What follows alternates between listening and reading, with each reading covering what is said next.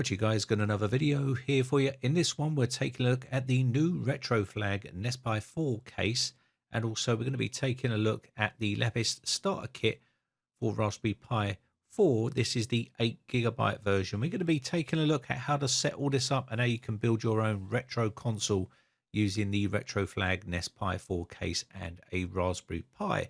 You can use a Raspberry Pi 4GB or 8GB version. I'm just using this LABISTS starter kit here because I had it to hand and that's what I wanted to use here. So this is what you can expect to get with the RetroFlag case here. You can see we do have the user manual. This helps you to set it up. I'll show you how to set it all up. Very simple and easy to do, but you get that in there. You also get your power adapter with Type-C connection on there. It is a 2-prong plug on here. You will need to make sure that you have an adapter to that unless you get a UK version, which you can get on Amazon. This is a European adapter here, which plugs into the other 2-pin plug. And we have our HDMI adapter here, which goes to mini HDMI in case you want to use that. And a couple of copper shims here for your CPU and memory. This is the actual case here. This is a cool little case. It comes with its own little cartridge here. You pull this out and you can put in your own SSD into this little cartridge. This means that you can either store everything on your SSD, which will make it super fast and also give you more storage, or you can just store all of your games on here and use your micro SD card as your operating system. Whatever way you want to set yours up, it's pretty simple. You just put in the SSD inside here. You can use whatever brand you like and slot that in and clip it into position. And that's now done. Put the 2 screws in that comes in the kit, and you can just slot this straight into your cartridge slot here. Very simple and easy to do.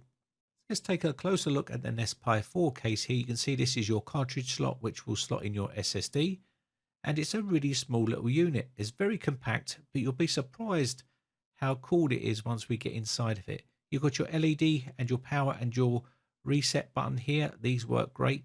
You've also got your USB 2.0 and USB 3.0 ports on the front, which is nice. On the side here, we've got our micro SD card slot. This can be used for your operating system, or you can just use the SSD. And also you've got your 2 mini HDMI ports here, your audio and your Type-C USB and your Ethernet port on here.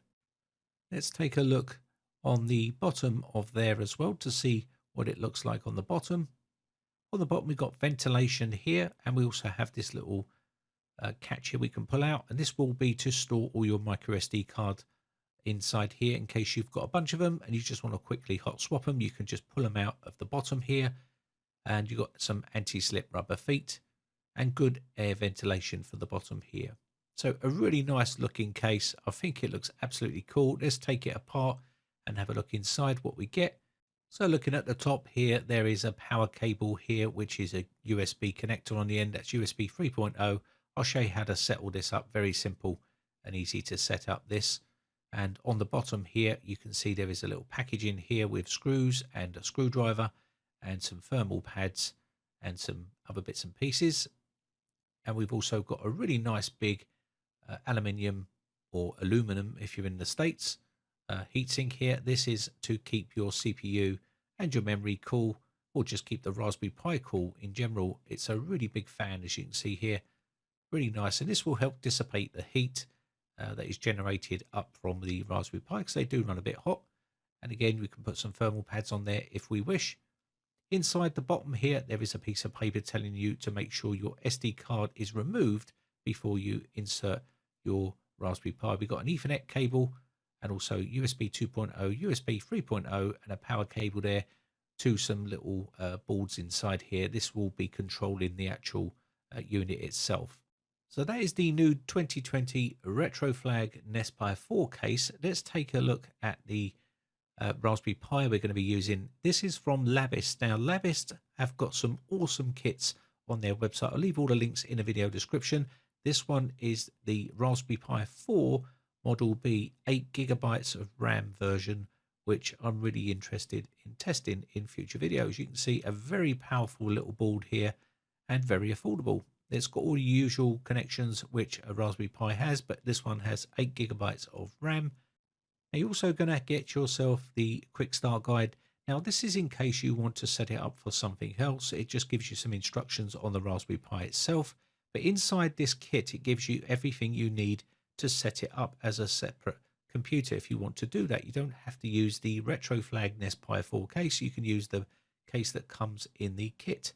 It also comes with its own power adapter in case you don't want to use the NesPi 4 or RetroFlag item. You can use this. It also comes with the HDMI cables. Got two of these with the mini HDMI to the larger HDMI cable. You've got your little screwdriver, a dinky little fan here, and also you've got a 128 gigabyte micro SD card and some copper heat shims on there for the heat spreaders, for the memory, GPU, and also for the CPU. And there's also a USB adapter in there to put your images onto. So got everything you need to get up and running. But let's get this set up for the RetroFlag NesPi 4. So in that kit, it does come with some copper shims, which I'm going to use. These are the lower profile ones for the RetroFlag NesPi 4 case, which I'm going to put on. That goes onto the CPU and the memory. There isn't one for the GPU, but we're going to set that up as is. They're a little bit wonky, but it doesn't really matter. You won't see them. But basically what we've done here is got that all set up. Now we need to offer up to the NesPi 4 case. I'm going to be putting in the Ethernet cable and the USB 3.0 cable and try to get that plugged into the bottom one here. Once I've got those in, I can then put this into the case. There is a USB 2.0 which I need to put on, which I'm going to put on once I've got into the case here to give me a bit more room here. Okay, you can see how easy that is. So now what we need to do is just pull this cable around. This is the USB 2.0 cable, and this needs to go into the USB 2.0 port here. And it does give you a plenty of cable here. Just let me turn that around the right way and slot those into position. There we go. So now we've got all this into position, we can now start to think about putting our power cable on there as well. There is another cable here, you can see. I need to get this into position. Now it does tell you in the user manual which way to put this around, and you just need to read the manual and it shows you how to do it. And you just plug those in. So they're done. And all we need to do now is offer up our heatsink. So we can put the heatsink on. This is it here. It does come with its own cable, which is going to go to the board on the top right. So we need to put these little thermal pads on. You don't have to put these on, I suppose, but if you want to put them on, you can do. We've got them here, so we might as well use them. So I'm just going to put these little thermal pads on, and these will help dissipate the heat on the Raspberry Pi 4. And again, this is just all we need here. Just now offer up the cooler. That's got its own little cable here, which I'll plug in a bit. I'm going to screw this down. That's now done, and I need to just put the power cable into the board here. I'll show you where that goes. It's a bit fiddly and you won't be able to see it with my big fingers. So there it goes right there. And we've now got this all into position. You can see it looks really nice inside here, nicely compact. And we've still got some USB ports inside here as well. If you wanted to put in, say for instance, a wireless keyboard, you could do that as well. On here we have another cable which we need to use, and that's to power the top part here for the SSD. So I'm going to go ahead and put that in and flip it into position. And once we've got that clipped down, all we need to do is tighten up the screws that comes in the kit as well. And that's now all done. Just push in our little cartridge here for our SSD. And now we've just made ourselves a awesome retro gaming console here, really decent. And I've got it all set up here.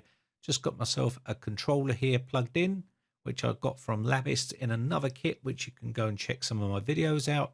And I've also got the power button pushed in, got the HDMI cable plugged straight into the monitor, and you can see we've got display for our image on there, and that's the image I created. I'm not going to show you how to create the image in this video. I've done videos on that before, so if you want to check those out, you can do. But it's just basically creating an image with RetroArch onto a micro SD or your SSD, whatever you want to do. And you can have a finishing result looking something like this, pretty awesome. And it gives you the ability to play all those cool retro games you used to play when you was at school. Anyway, I think that's going to be about it. I'll leave all the links in the video description. My name has been Brian from briteccomputers.co.uk. I shall see you again for another video real soon. Bye for now. Now, if you haven't subscribed yet, hit the red subscribe button and then hit the bell notification button and click all to be notified when we upload new videos.